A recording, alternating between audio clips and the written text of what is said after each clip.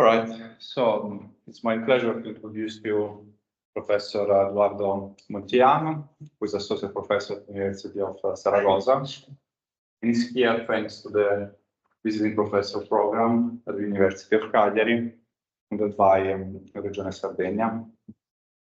And also, he's giving this talk within the Road to CDC 2024 program promoted by the IEEE-CSS Italy chapter. Okay, yes. So thank you, Mauro, for the introduction and also for inviting me here to give this talk and spend a few days visiting all of you. So far, I feel very welcome. I'm very happy. I will be until the end of the week. So if anybody wants to grab a coffee or have some talk or whatever, feel free to ping me or Mauro because I'm here. Okay. Also, well, hello, también.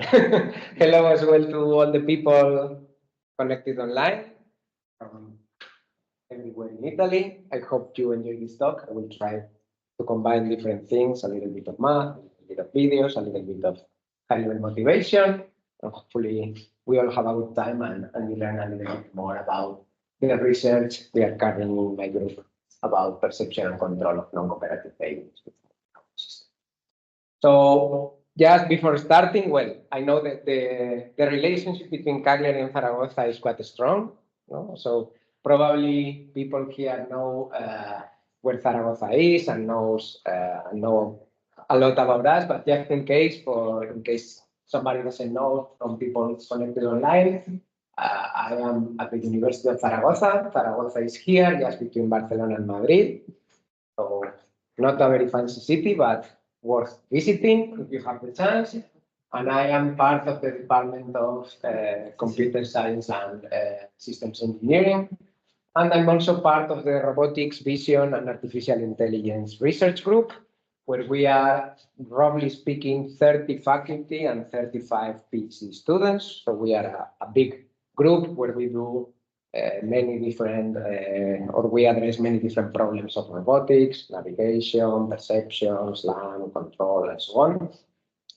And within this group, I want to point the attention or call the attention or highlight the students that work under my supervision, the so-called Power Rangers, Pablo, Sara, Edu, and David Morilla. So most of the stuff that I'm going to show today, it's mainly their job. I'm here just as the communicator. So credit and kudos to them because they are the real engine behind all these results.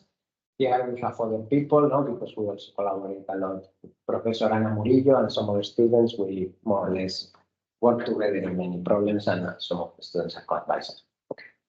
So just before entering into the details, just let me give you a little bit of background of what I've been doing on my research career, just to somehow steer towards the problem that we're going to be talking today. But mostly since I started the PhD more than 15 years ago, so already an old guy here, but mostly I've been working from the beginning of my research career in multi-robot systems and control. And in that sense, by the time 2008, basically what I started working on is distributed consensus and formation control. I will go very briefly, very quickly, because I assume that people are familiar with this. So what is consensus? In general, we can define consensus as the agreement of all the robots, in my case, or a multi-agent system upon a quantity of interest. And here we can find control, formation control problems, no? Like blocking, rendezvous, or whatever, but also perception problems like sensor fusion and distributed estimation. Now, this is a fundamental problem that starting already 20 years ago, basically the fundamentals in which it was built upon is like consider multi-robot, multi-agent system as a graph, and assuming that to do this distributively, that each of the robots or each of the agents in this graph have some quantity of interest, xi, and basically the idea is that instead of letting some kind of central unit gather all the information in the computations, we let each of these quantities evolve based on very simple local interaction rules, where this represents the neighborhood. No, so for this guy, the neighbors are these two guys. So some simple local interactions based on this neighborhood that somehow led the whole team to reach consensus in different ways. So under this setup, there are many different kinds of problems that can be addressed. And in these past 15 years, I've been doing different distributed algorithms, some of them related to, let's say, robustness, and this including computing or in a distributed fashion how many robots are in the network. Also, some network properties like the eigenvectors, in this particular case, the eigenvector of the associated weight matrix. Also, some measurements, global measurements about the topology of the network, like node centrality, to identify which nodes in the network are most important. Like, for example, this one that has more connections will have a stronger value of centrality. And also dynamic consensus problems, where instead of agreeing upon a fixed quantity, they agree about the time varying. And now, since this is a Road to CDC seminar, and also because I'm invited by Mauro, now something also in this line of research. Recently, this is our Road to CDC, because it has been already accepted in IEEE-CSS this year. We also have presented very recently, within the same idea, an accelerated distributed optimization algorithm that we have applied to machine learning problems, where basically exploiting a multi-stage consensus and second-order information, state information from the past, we are able to design algorithm, a distributed optimization algorithm, that regarding the loss function, it converges much faster than state-of-the-art, which, as you can imagine, for distributed optimization methods, where we are considering exchanging, let's say, the network weights or the states that can be of very large value, having fast convergence rates, it's an improvement in terms of value. But also, in my research career, I mean, I'm a control guy, but I'm also a robotics guy, and I really also like to see the robots moving. So I would say that within my career, I have also included at some point from the beginning a third, let's say, research topic that would be perception and mostly computer vision. So on top of, let's say, these theoretical consensus results, I have been also working in the past in applying some of these algorithms to multi-robot teams. Like, for example, here, what we did is using from images acquired by each of the drones, in this case, by detecting features of interest of the environment and sharing these features among neighbors, we were able to implement these formation controllers on board or in a distributed teams of drones, where there were also issues related to orientations of the formation, which is a topic that typically, from the theoretical perspective, is not that much analyzed. But when you have real robots, you need to consider. We also move into navigation of this formation in dynamic environments, where the idea here is that the formation not only adapts with respect to all the other robots, but it also adapts with respect to obstacles in the environment. Like, this is Javier Alonso, currently at the Universidad, here, risking his life because the drones, I mean, there is positioning, but he was risking his life in a way. And as you can see, the drones are able to adapt this formation and maintaining the formation shape, but basically in the safest region with respect to the dynamic obstacles of the environment. Or when you include perception here, there is also the problem of coverage, where we applied here a solution, in this case, not that much computer vision, but there is some estimation involved. The idea here is if we want to use Roombas to clean a big building. So there are two issues here. First, you need some kind of partitioning of the environment for this coverage, but also regarding the cleaning, we could say that this is a persistent operation, in the sense that you not only need to visit each position of the environment once. If you don't visit it periodically, the dust settles. So the cleaning requires additional revisiting of areas. Or also we applied something similar more recently in collaboration with ETH for efficient exploration and map reconstruction with teams of drones. But here the idea is that using a hierarchical approach, we were considering an efficient reconstruction where we were exploiting also the dynamic of the drones to detect trajectories of the drones that somehow exploit these dynamics that, for example, moving in straight lines to employ or to use efficient use of the energy of the drones. Also here, based on a preliminary inspection on top of the area of interest, we were able to cluster areas, let's say walls, that when you see from above, you don't observe them very well, but then you can cluster and detect them, and grouping them in like walls, you can define trajectories, straight line trajectories that the drones can, in a second stage, cover efficiently. Yes. Focusing more on the perception component, we have also worked on autonomous drone cinematography. This is a very recent work where using an MPC controller, we were able to control not only the drone, but also the camera intrinsics, no? The camera parameters, the intrinsic parameters of the camera, sorry.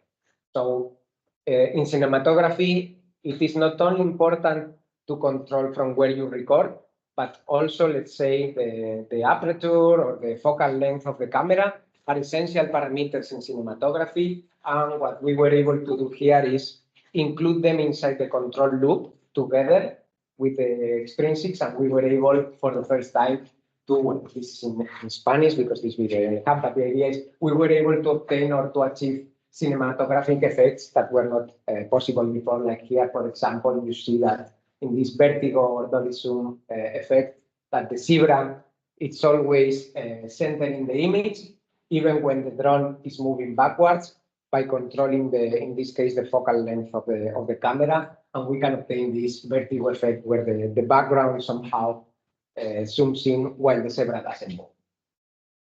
And regarding, just in computer vision, once again, in multi-systems, we have also been dealing with problems that involve not only the consensus of, let's say, the quantities of interest, but also if you have multiple targets and you want to reach a distributed tracking, the idea of identifying common observations, the data association among different targets.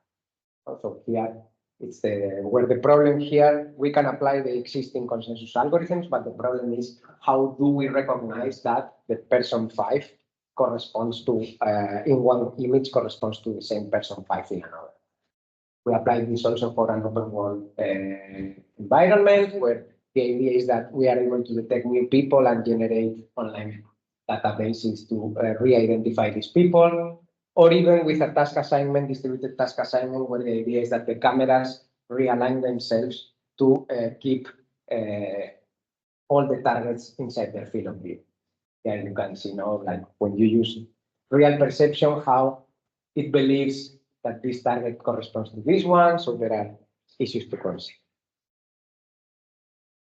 But finally, and this somehow is the way in which we are getting closer to what we want, this non-cooperative. So far, in all the previous approaches, the robots were somehow agnostic, or the environment was agnostic to the robots. It's like, okay, you deploy the robots, and they can handle the environment, but they assume that the environment has its own dynamics. But in reality, if we put, let's say, a drone here, or even a mobile robot or whatever, our behavior towards the robot and in the environment is going to change. We are going to behave differently. So the thing is that the environment is affected by the robots and it reacts. And here, for example, we did something in terms of drone racing, where the idea was that, okay, in competition, the opponent also reacts to our control strategy, and we need to account for this in our control strategy, so how to counteract this, so blocking behaviors or different maneuvers for passing. This is what we did, but this is just one-on-one. the question is, what about a group of aliens? No? And that's what we are gonna be talking today. And instead of people, that somehow I would say it's more complex, we're gonna be focusing on perceiving and controlling a group of non-cooperative aliens, the herd ships. They are still a good example. No? If we want to herd a team of a group of sheep with a team of robots, probably if a robot gets closer to the sheep will run away scared and so on. So this is a very complex problem because it's not only one sheep but multiple sheep. Why? Well, first because the behavior of the sheep is gonna be non-linear. It's gonna be partly unknown. I'm not gonna be talking much about this unknown part, maybe small mention, and it can be also heterogeneous. Some sheep is gonna be faster, some sheep is gonna be more brave. So this, it's a very complex control problem that requires for new techniques, new control methods for this, and also new estimation methods. And well, most of the stuff that I'm going to be working here is from this paper of 2002. But there is also, well, I guess if anybody wants the slides, I can share. There are links with the PDF. If not, there is a link at the end to my group web page where you can see all these projects that they have the code, they have the videos on it. Okay. Oh, by the way, I didn't mention, but if you have any questions, feel free to interrupt me, put me in a bad spot. Up to here is very high level. Now, for this particular problem, let's put a little bit of math in this road to CDC, even when this is road already walked. But let's now formalize this particular problem and let's show the solution that we can. Okay, so we have in this problem what we call a group of evaders, in this case, the ducks, and evaders that we are going to consider their positions, xj, in the plane. Okay? Some of these solutions can be explained in 3D, but for simplicity, it's very good. Then we are going to have the herders, our robotic herders, even when in this case is the sheep herder and the dog. We are going to have N herders and just somehow getting the problem formulation into a classic control structure. These are the guys that we are going to control, so we are going to call them UR, okay? Our control inputs. And then we have our state vector X composed by all the positions of the herd, and our control vector U composed of all the positions of the herders. Now, we need the dynamics of the herd, so X dot of J, it's some function that we decompose into terms. One term related to the repulsion caused by the herders, and another term, this is more like kind of a flocking term, we could say repulsion attraction between different evaders. So the idea is that the herder is gonna affect a repulsive term, but also there's gonna be, to avoid collisions and so on, some inter-evaders repulsion. That they could look something different. We consider different models from the environment, from biology, but at the end of the day, these models typically depend on the distance of the relative position between each herder and each evader, and they are entangled in a nasty nonlinear way here, with this cubic norm dividing. Basically, when you get very close, the sheep will run away with faster velocity than if you are farther away, and more or less the same. Now, okay, so when we put all of this together, we can come up with the general state dynamics, X dot equal to some theta parameter that could be a parameter here that somehow models different behaviors for different sheep, whether one sheep can run faster than another or not.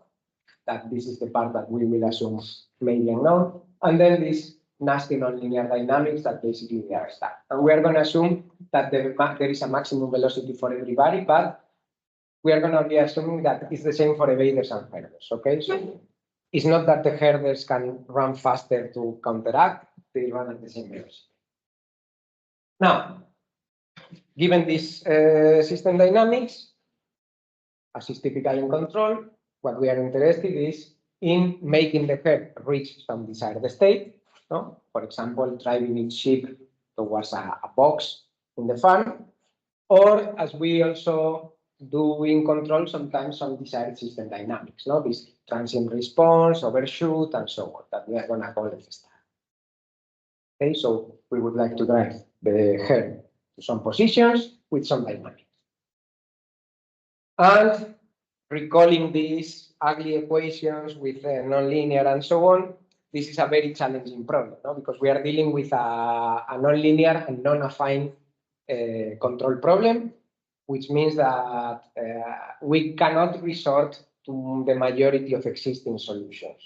Because here we could consider, okay, let's find some analytic expression for you, and then resort to Lyapunov and whatever, but we want here, or we wanted here to find a more general methodology that we could apply to general nonlinear and non-affine models.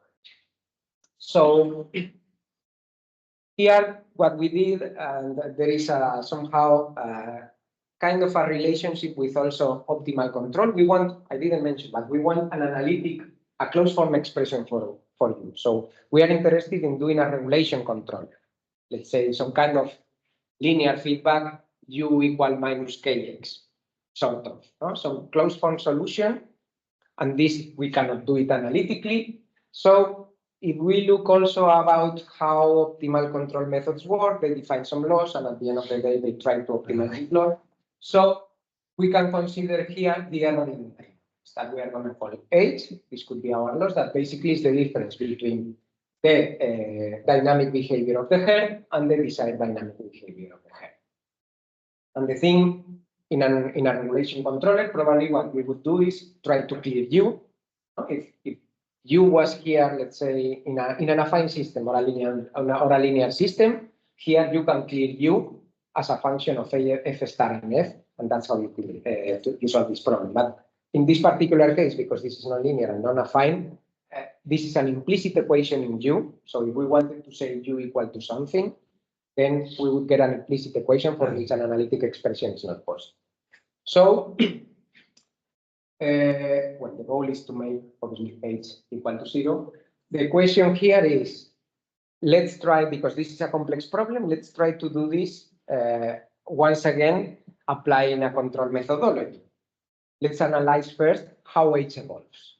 And we compute the derivative of H with respect to the time. What we have is the Jacobians of H with respect to X and with respect to U, applying the chain rule, multiplied by the derivatives of X and U. And if we look at this, what we know is that, okay, the Jacobians we know because we know the function we can measure, and this thing here we also know, it's F. So the only thing that we don't know is U. The idea is that, okay, so we don't know this, but if we somehow define this, we can play with it. So the idea is, okay, let's define, once again, as we did for the original problem, let's define some desired dynamics, in this case for H.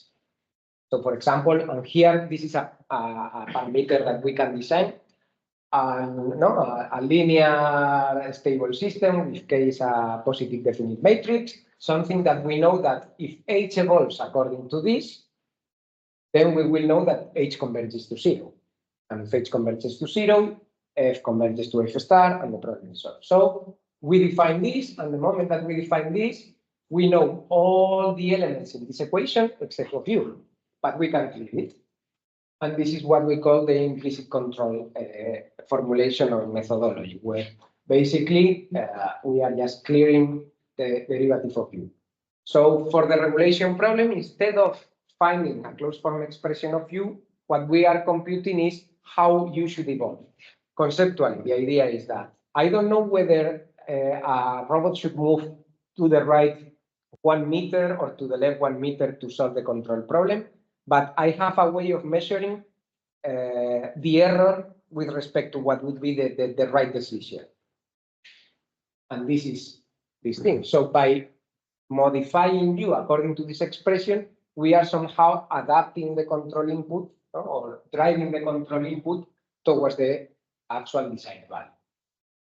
Once we have this, what we obtain is an extended control system, and this is an autonomous system, and from here we can apply systems theory or dynamic analysis to somehow determine under which circumstances this extended system, this autonomous system is stable. And here we have one example. Well, in this one, maybe it's savvy, but there are 4 evaders and 4 herders. And what we can see, these are the evaders and these are the herders. And basically what happens is that first, to drive the herd, the evaders get closer somehow to generate the forces. And then as the evaders reach the desired goals, these 4 positions, the herders somehow go back to somehow affect a smaller influence. Now, well, it's a matter of analyzing this. As you can imagine, this will depend on F, on H star, on the Jacobians. This is a general methodology, but then the particularities of each problem may require or will require different analysis techniques. What we were able to prove here were local convergence, and in some cases, we were using the implicit function theorem here to somehow demonstrate that if the system is continuous and so on, there is a local neighborhood where you could somehow guarantee this. Something beautiful about this approach is that we can also consider an adaptive control strategy embedded inside it to estimate this linear parameter. In this particular case, if you remember, these unknown parameters that was modeling the heterogeneous behavior, we can consider if it is linear a similar structure. Once again, applying an error regarding the dynamics of the error between the desired or the real and the estimated value of theta, then doing something similar with the Jacobians and the derivatives, we can obtain this adaptive law for the unknown parameter and have an extended autonomous system where now we have this third equation so that even in the presence of heterogeneous and unknown dynamics, we can still converge. Something very important here, as happens with this kind of adaptive control methodology, is that we don't guarantee that theta is going to converge to the right value, but we know that theta is going to converge to some value that does the trick. And you can see here, this would be the repulsive term, the real repulsive term, and you can see how the estimates in one case more or less reaches the real value, but in others it converges some other values, and yet it converges. And we can also, and this is the funniest in my opinion, by adding a desired tracking reference, simply by changing the value of the definition of H with this term, we can not only drive the herd towards position, but make them track different trajectories. Like here, no, 2 sheep, and one is doing this sinusoid, and the other one is doing this straight line. And the funny thing is how especially this herder is going up and down to somehow control the 2 of them so that they follow this trajectory. Now, some limitations. I'm going to fast. I'm going to fast, but it's okay. Well, if we spend less than 2 hours, probably everybody will be happy. As I said, the first one, from a theoretical perspective, is local convergence of this approach. The initial conditions need to be close to the desired configuration. For this, in the paper, I mean, there are these gauging strategies where you somehow uniformly spread the herders a priori so that they more or less have the herd contained. You can do some tricks to somehow start in these initial conditions close to the origin. This approach is centralized because the information, you need these Jacobians, and these Jacobians depend on everything. And then you cannot distribute. You need information from all the herders and all the evaders to complete the actions. And the scalability issue with respect to the herders is also an important limitation, because since we have this pseudo-inverse of the Jacobian, this needs to be full rank. So full rank in the number of evaders. So what happens is that in most cases, we need as many herders as evaders. And from a practical point of view, I would say you don't want to control 100 sheep with 100 dogs. No? You would like to control them with 1 or 2 dogs. So, but still, in my opinion, this methodology is, I mean, we applied it to herding, but I'm very happy and I think it's very interesting because it somehow enables or provides a general methodology to address input non-affine nonlinear control problems. At the end of the day, and in many cases, we have tried these two other problems, embodied synchronization, inverted pendulum, and the idea is that it works surprisingly well. Somehow with these Jacobians, you work without the need of analytic expressions for the control. But the question here now we are in after the 2020s, there are these limitations, and so to address some of these challenges, and I didn't talk also about the perception, we have distributed estimators, but I will talk about the perception here on a more general setup. I would say, can we use machine learning to address some of these limitations? So now we are going to switch the concept. The math part of the talk is kind of over, and now we are going to be talking about the machine learning. I hope you are not very unhappy in case you are not cooperative. So, and I'm going to be talking about how to address a similar problem, as I said, using machine learning, but focusing on addressing some of these limitations. Mostly, I would say this centralized distributed approach, okay? And I'm going to be talking first about demos. This was presented in ECRA 2023, how to learn distributed multi-round interactions, okay?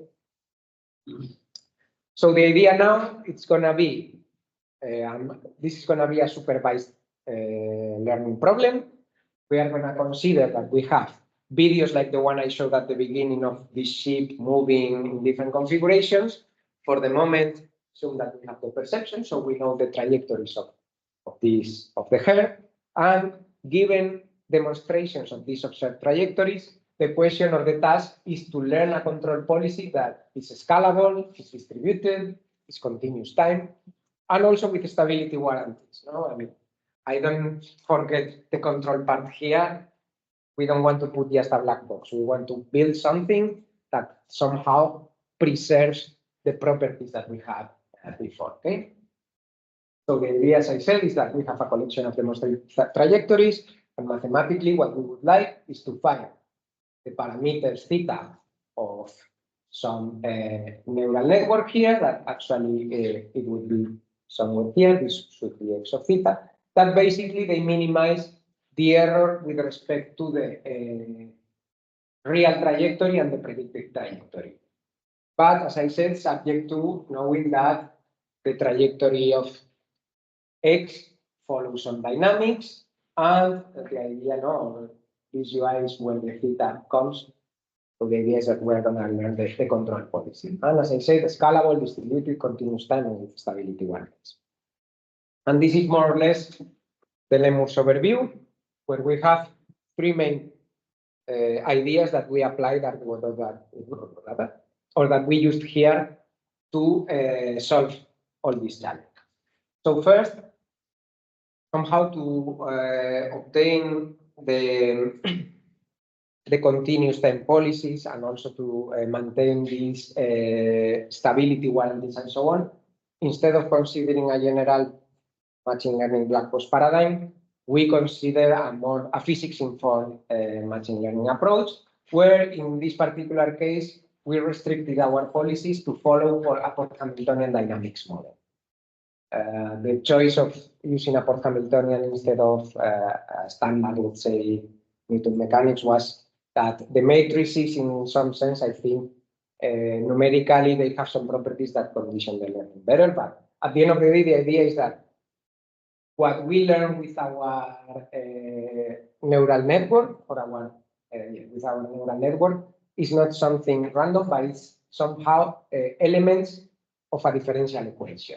Okay, so that we can analyze the stability and also, well, based on how they are, the distributed part. So the idea here is that this would be the equation, the general equation in Port-Hamiltonian dynamics in open loop, and the idea is that what we are learning here is, or the theta gives us the matrix J, R, and the Hamiltonian H. Okay, so this is a scalar, and these are two matrices that depend on X. Secondly, to handle this distributed part, different number of neighbors, different team sizes, we resorted to self-attention. Here, I don't know how familiar you are with the different machine learning architectures.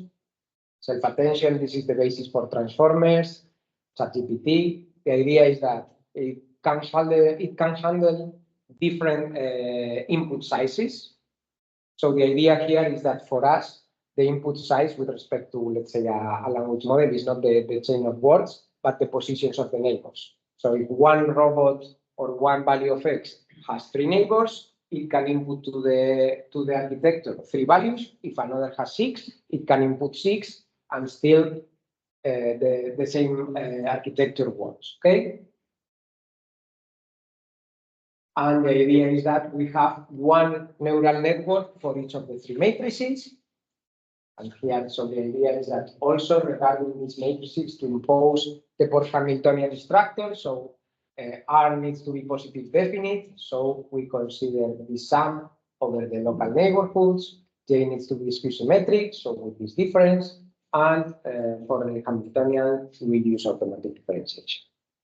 And the third part, if you think that, or if you consider that, we consider that we have a differential equation in our system, this for Hamiltonian dynamics here. No, we have this equation. The equation is when we need to train for theta in the different networks, both for the forward pass and for the back propagation, there is this differential equation. So that leads to the third idea of Lemus, that is using neural ordinary differential equations that somehow respect this differential equation inside the learning problem. That basically, given some initial configuration, because we know the dynamics, we include an ODE solver for the forward pass. And the important idea here is that we can define this adjoint state, Ci, that contains both Xi at the end of the trajectory, the derivative of the loss function with respect to X, but also very importantly, the derivative of the loss with respect to the weights, because this is what we want to compute for the back propagation. And then this is the expression, the time evolution of this adjoint state. So for the backward pass, we can apply the same ODE solver to obtain the gradient of the parameters of the weights, and that's what we use regarding to apply the back propagation and to apply the weights. And here we can see, so we apply this in 3 different problems. This was the beautiful part. Now we are going to see the issues. Once again, there's still a lot of room for improvement, but applying different swapping behaviors or a flocking, this is what we were able to learn in the same configuration. But the important thing here, what I like the most, is that because of this distributed nature with the self-attention and the post-Hamiltonian dynamics, is that training with 4 agents, we were able to apply the same policy to 12 robots or 64 robots. So the scalability here, or the generalization, comes in the number of agents, which to me is probably the main contribution, or the most important part of this work, is that, let's say that if you have a video of 4 sheep, you don't need a video of 400 sheep to predict the behavior of the 400.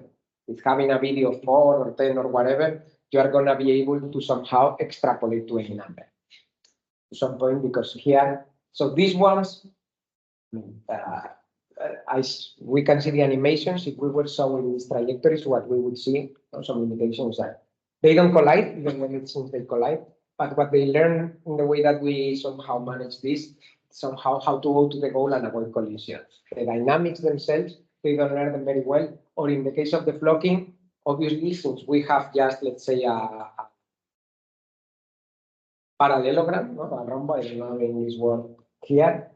At the end of the day, what they tend to learn, if you see here, is somehow to spread around the centroid of the design formation. So still there are issues. Particular issue that we are trying to address now, or something that we are working at the moment, is that the way in which we train this is that, okay, you have the dynamic and the whole trajectory, but because we are computing this error between the real and the predicted trajectory, if you do it for a long horizon, this error is super big. So the idea is that the training diverges. So in this work, what we did is consider very, very small pieces of, very, very small horizons. 5 steps, that is like less than half a second. So what happens is at the end of the day, the architecture doesn't have the time to learn, let's say, these more complex dynamics. It learns more like to move in a straight line, kind of. Right now, we are working on using curriculum learning, or incremental learning to increase the time, the horizon of these trajectories. Start with the small ones, and when we have trained more or less well, we increase this time, and we are obtaining better results regarding this. Yes, maybe can you change this part? Can you to the part that so the network is not deep too much. Maybe can you to this? So considering the analytic expression that we are trying to learn, because these are generated from very simple, this blocking, it's a very simple expression. So I don't think that we need a very deep network to model this, because we can model it with 3 parameters. So if we are able analytically to model it with 3 parameters, we should be able to do something similar with a small neural network. I mean, it can be the case, but still, I would rather try other things before putting more weights, because I know that with 3 parameters I can model it.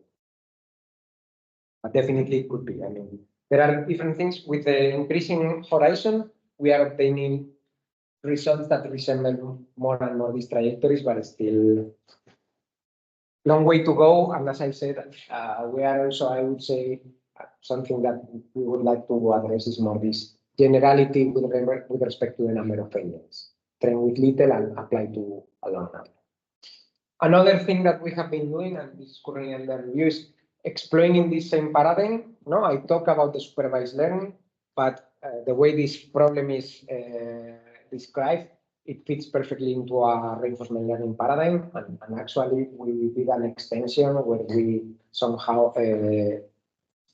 apply this to reinforcement learning. The idea here is that instead of considering real doses, we can consider rewards based on different problems, and we have successfully solved this for coverage, for somehow adversarial problems, cooperative transportation. And here, once again, I would say that the idea is that this generalization, because this we train with very little number of agents, and still we are able to obtain good behavior for larger number of agents. And also here, another interesting property is this centralized training distributed execution with the self-attention, because in the reinforcement learning, you have knowledge to everything. You somehow can encode in the reward global information, but the reward is agnostic during deployment. So you can learn global information from distributed interactions very efficiently. That's something that I really like about this part. Any other questions about this? Just change. So, okay, with this, more or less, I conclude the control part, but in the abstract, if you remember, I was mentioning also another problem regarding perception. And since we are with machine learning, I would say we are somehow developing machine learning for control, but a different problem that me and my group, we are highly interested in is, okay, nowadays, regarding perception for estimation and so on, this is where the progress in machine learning, computer vision, it has exploded. Nowadays, perception systems are incredibly much better than they were before, thanks to machine learning. And that's why we can see autonomous driving vehicles, because they are able to efficiently and robustly detect all the cars, the scene, the trees, the road, and so on. Or in agriculture, they are able to detect all the elements of interest, the fruits in the trees. For in robotics, for logistics, they can also segment different things, or even for more low-level navigation tasks for robotics, they are able to create high-level informative information, semantic, these graphs, semantic graphs, based on different semantic segmentation networks or object detection and so on. So, but the thing is that people working on this, even when they apply it to robotics, they typically focus on getting better models for this. But then there is this trend of this new line regarding what they call embodied AI. But in my opinion, this is control, right? So how to move a robot and exploit this information. So my question, the fundamental question that we are interested in here is how to integrate and exploit information provided by neural networks inside classic robotics. It's like, okay, we have better perception algorithms, but these perception algorithms have new problems, new limitations that classic robotics do not account for, and that we need to account for. So, for example, and just to visualize some of these problems, if we consider how do a neural network perceive, and just to make the difference with respect to what would be maybe a LiDAR or geometric vision. So the task at hand would be type of plant A or B, and then we will have, okay, we take a picture, and we have this neural network, YOLO or some semantic segmentation network or whatever that says, oh, this is plant A.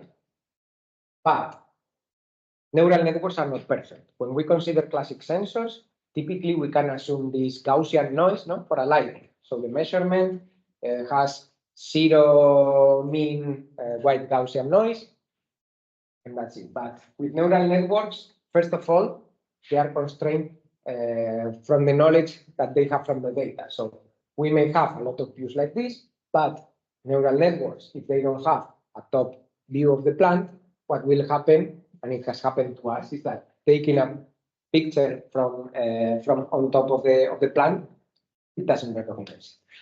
So perspective matters a lot, and it matters based on the knowledge that you have from your training set. That ideally we would like, our goal, the long-term vision is that this is a sensor that somebody provides us in our robot, and let's make an intelligent use of this sensor. So we, a priori, may not have this knowledge from the training data. Also, with respect to a classic sensor, there are external factors that affect quite a lot. Actually, the idea is because these neural networks that typically are with CNNs that consider all the pixels of the image, it's like even when the plant is in the same point of view, just because the background is slightly different, so there is this backlighting effect, then the plant is completely mixed. Or let's say obstacles as well. And another problem, the way these networks are trained, with this cross-entropy losses or whatever, the idea is that because they want to minimize the difference between the prediction and the actual value, even when they are somehow probabilistic, they tend to provide overconfident predictions. So basically, the way they are trained, they always want to provide a very confident measurement. It's like, even here, if it is a plant A, because they try to minimize the difference between this distribution and the actual one, it will say, no, it's plant B with 99.9% probability. I'm 99% sure that this is plant B. So from a robotics perspective, where we are very used to deal with uncertainties and recursive estimation algorithms and gather more evidence to make informed decisions, having this kind of sensors is a problem for implementation. So the two problems that I'm going to be talking what we have been doing so far is in this particular setup, how to exploit robot mobility to obtain several measurements and to obtain more informed or more informative estimations for robust, better, and use them for planning. And the two fundamental questions is, if we get multiple neural network predictions from different points of view, how to fuse them robustly, and as a next goal, then where should I take the new measurement, active perception or active planning, how to reason about where to take measurements that somehow they skip all these problems that we saw in the last slide. So regarding the first one, how semantic fusion works, compare, because here I'm considering, or we're considering a classification problem, I would say that rather than continuous estimation where we use the Kalman filter, and later on we will see that some of the methods can be applied to the Kalman filter. Here for a classification and discrete classification, the idea is that we have a categorical distribution instead of a continuous distribution over our knowledge. And that means that the way in which we fuse the measurements, even when we use base, it's slightly different. So what typically people do, there is one trend of research that focuses on label counting or averaging, some kind of voting system. If I have three measurements, so measurement 1 and measurement 2 believe that this object is of class 1, while measurement 3 thinks that it's of class 2. We have two votes for class 1, so the winner is class 1. Now, the issue here with these voting approaches is that they are ignoring the neural network confidence. No? So this particular, imagine that it was this one with high confidence, this C2, and this C1 and C2 were kind of similar. So the idea is that just by voting, we are neglecting these distributions over the neural network. And then using Bayes' rule or Bayesian fusion, the idea is that the posterior is proportional to the likelihood and the prior. Basically, the prior would be our estimation from the last stage, and the likelihood is somehow we can consider this is the likelihood. The network is already providing the likelihood. So the idea is that we get this measurement, and basically we do the product of these two things and normalize, and we obtain something like this. We obtain a new measurement, so we are obtaining something like this. But here comes the issue with this problem, with this second algorithm, that if we obtain an outlier measurement, like here, what happens is that with this product, one overconfident wrong measurement basically destroys our whole estimation algorithm. And on top of that, none of these algorithms include model uncertainty. This idea of how sure is the network about the prediction is provided. So what we did here is in IEEE last year, a robust algorithm where we exploited, instead of a classic neural network, a Bayesian neural network, where the idea is that we still have the neural network prediction with this likelihood. Here we could consider that this is the aleatoric uncertainty of the network. Basically, it's how confident it is with one class or another. But then there is the epistemic uncertainty that models how the network is confident with respect to the data that it was used for training.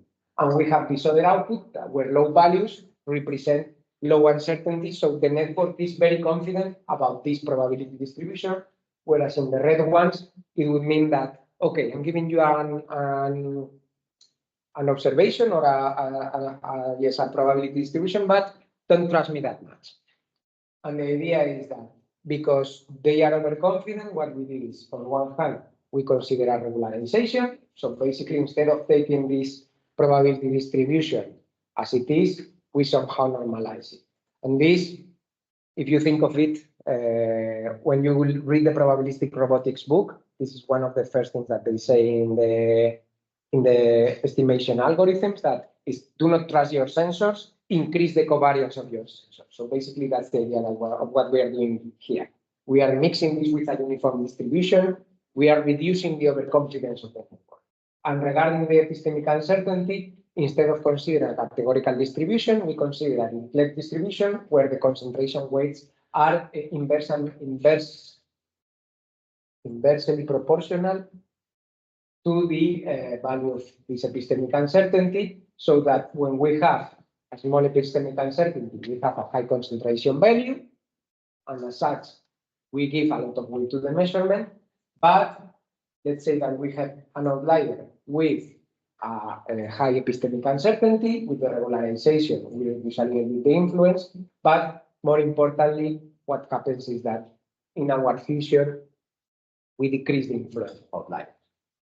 And we apply this to different photorealistic data sets and also real data sets. There is the video here, but actually the interesting part is at the end where you can see the different abstraction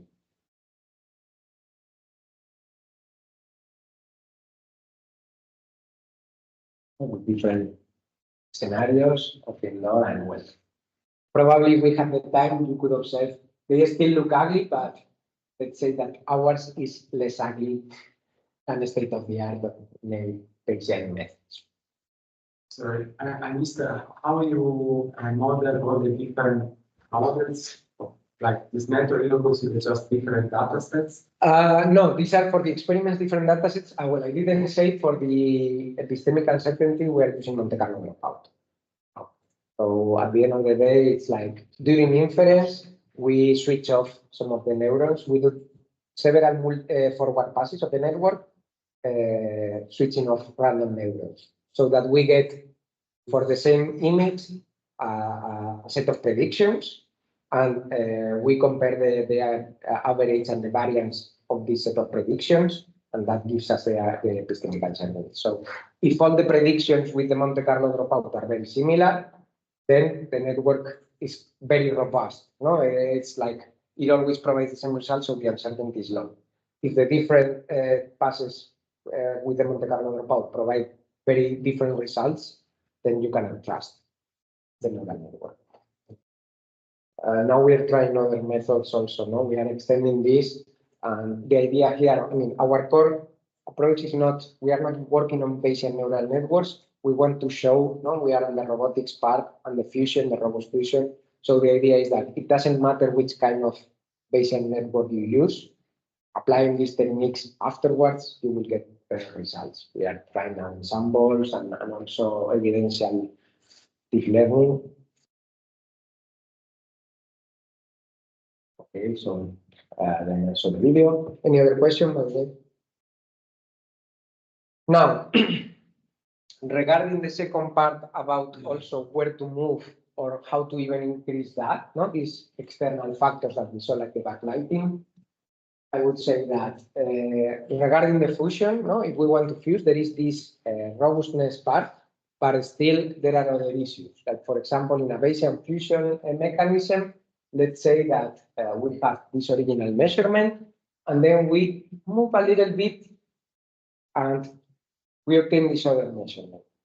So the idea here, as I said, is that the output of our network is going to be strongly conditioned on the appearance.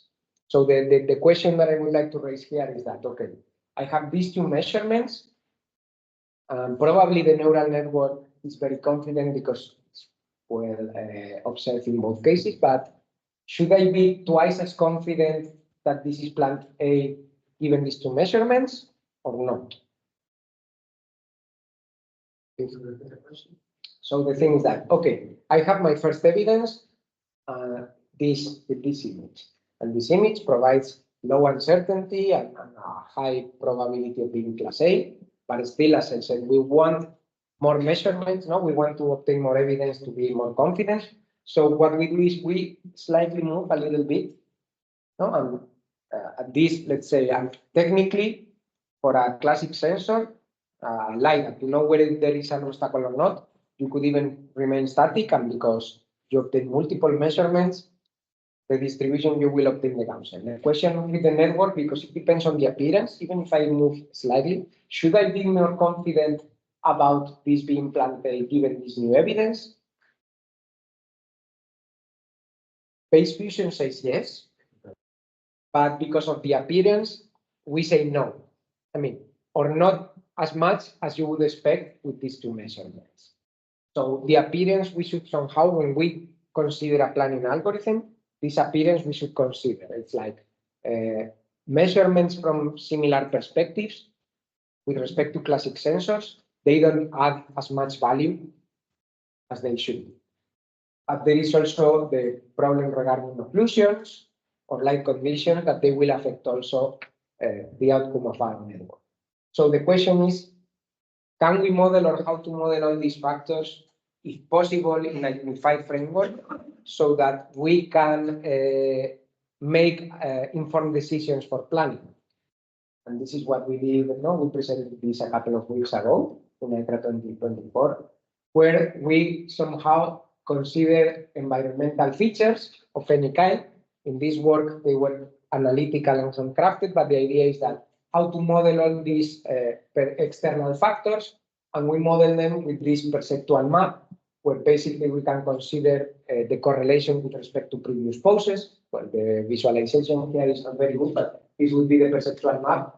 And by adding this, there is a red part here. So higher values here mean bigger correlation between measurements. But also we can consider occlusions or backlighting. So the idea is that in a unified representation of the map, we can define all these functions, but they could be scalars that somehow define the correlation with respect to the existing knowledge. We can model all these factors regarding future measurements.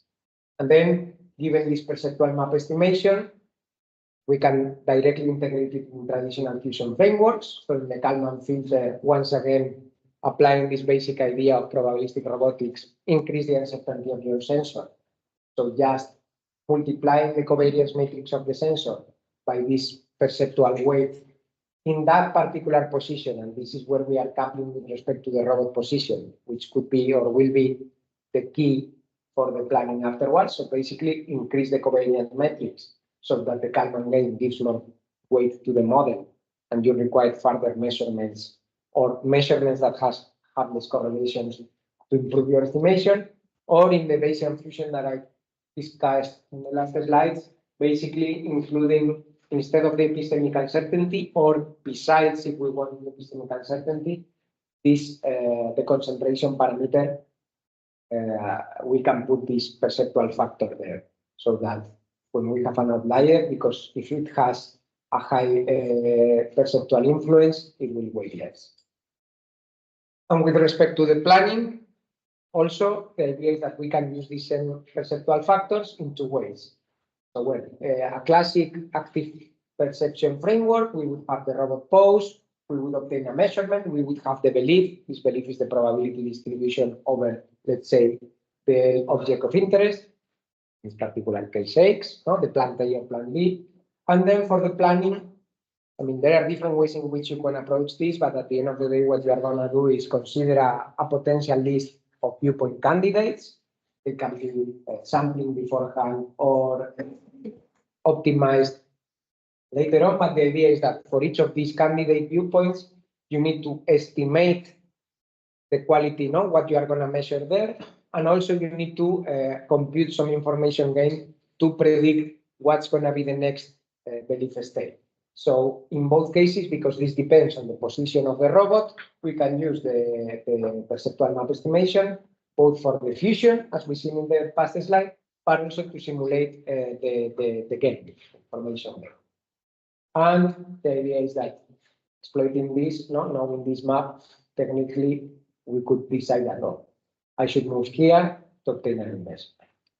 So we tested this with a real experiment of a robot, where we had a camera, and the idea here is that there is a bottle of wine in the middle of the room, and we want to distinguish or determine whether there is a bottle or not. Oh, something I didn't say, sorry, I go back because I forgot, is that, because this is important. Here we are considering handcrafted models, but something that I didn't mention is that at the end of the day or in the future, what we foresee is to use machine learning once again to predict this and other things. The idea is that this perceptual function here now is a concatenation of analytic functions, but there are no constraints in which this couldn't be learned also based on information, real information, online or offline. So the idea is that we want to determine whether there is a bottle or not here, okay? And the idea is that, as I said, this is a simple proof of concept to visualize how these perceptual factors work. We have a fixed number of viewpoints, and the idea is that our planner greedily chooses at each step the best one among the remaining ones. And we compare with and without the perceptual factors, and the metric is the final confidence of the true class. So to model the perceptual factors, this was doing using YOLO version 5, and these videos I like them very much because they somehow visualize the effect. We use these simple experiments to characterize these perceptual factors. So for example, here you can see this is David, and he is moving, partially occluding the bottle. and you can see, well, you cannot see, but I think this is on YouTube. So the quality, no, or the observation quality given by the network, how it decreases when you start uploading it, and until a point where obviously because it's too much uploaded, you don't observe it. Or the same with the backlighting, no? It's like, okay, this is like 95 something, and you go with the light and you go behind, and when you have the backlighting, it's like noise. High confidence, low confidence, and so on. And also, in this case, not for the bottom, but for a big screen, just the perspective also, no? Because the orientation from where you observe something matters. So for a screen, if I observe it frontally, I will know that this is a screen, but if I observe it from the lateral, I will see just a line, so I will not be very confident. So this, we model it analytically, but we validate it empirically with this video. Rotating the screen, it didn't work. So here there is the video, and this is first without the perceptual factors, and the idea is that we have like 20 views more or less, I think, and a naive greedy planner chooses locations that where there are obstacles or there is backlighting, and you can see some of, so for example, it's like what you would choose without without these factors is let's observe it from 4 angles, and what happens is that some of them work well and some of them don't work. So that it means the other one. Maybe I was speaking too much. Yeah. So now with the perceptual factors, you take measurements that somehow observe the bottle all the time properly. Okay, I was very fast writing it. Anyway, just to sum up a little bit over the hour. Perfect. So that I don't bore you very much. In this talk, we have discussed a little bit about the problem of controlling heterogeneous hertz, where we have, I have talked to you about implicit control, a general methodology to address input non-affine control problems, and that addresses many of the challenges present in multi-robot herding. And then I have moved to a more machine learning oriented approach, Lemurs, to use machine learning to somehow address or solve some of the limitations of the control methodology. And also I have given you an overview of what we are doing at the moment with a team of robots, for the moment with a team of 1 robot. But no, we have seen how we can make a better use of neural networks in robotic frameworks, with application specifically in sensor fusion, multiple measurements, and active planning, for the moment in a naive way. I really hope that, let's say, when you might invite me the next one, because I hope to come again with this anytime. I mean, when you are such a good host, and I'm so good. Anyway, for future talks or somewhere else in the road to CDC, that we can show you multi-robot active planning frameworks. Also, what we would like at some point is to somehow couple the 2 things. Something that I'm very interested in is like, what happens if I want to do active perception or something that doesn't want to be observed? So somehow my longer goal term is to mix the 2 things together, and hopefully I can show you some results at some point in the future. If you are interested in these or other results, please feel free to visit our group webpage. We have tons of software. Most of the things that I have shown you, they have open source that you can test. And if not, you can send me an email that probably will forward you to the students, and they will happily share with you stuff and help you. There are videos and other also projects if you are interested. And also, if you want to follow or connect to me in LinkedIn, I'm not very prolific advertising work there, but I share, the students do a lot of advertising, and I typically forward it. So feel free, and also that way I can stay in touch with you. Thank you very much. Well, thanks to the funding, the ONR from the US a project from there, also a Spanish project, and particularly for this talk, the road to CDC.